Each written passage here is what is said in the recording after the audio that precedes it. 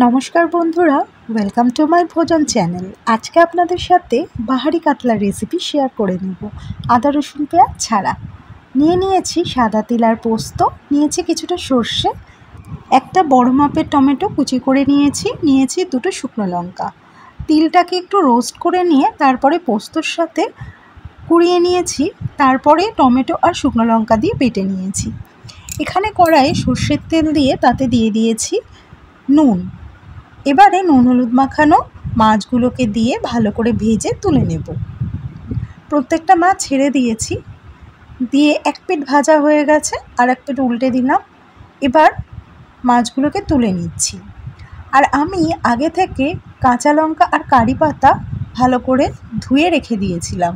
এই যে এটা অ্যাড করে দিলাম। তার আগে আমি কিছুটা কালো জিরে দিয়ে দিয়েছি তেলের মধ্যে। এবার বেটে রাখা মশলাটা দিয়ে দিচ্ছি।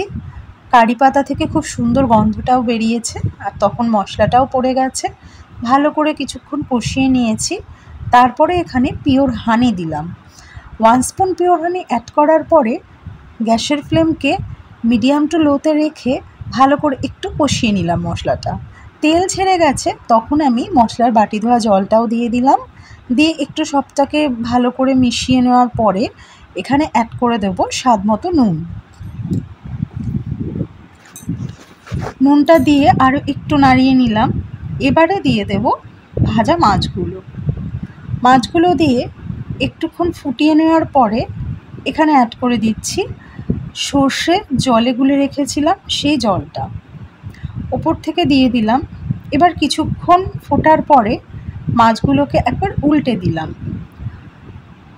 আরও বেশ কিছুক্ষণ মাছটা ফুটুক। এবার তেলও ছেড়ে এসেছে। দেখুন এখন পুরো রান্নাটা কমপ্লিট হয়ে গেছে। এবার আমি নামিয়ে নিয়েছি প্লেটের মধ্যে। দেখতে যেমন সুন্দর হয়েছে, বাহারি কাতলা খেতেও কিন্তু খুব ভালো।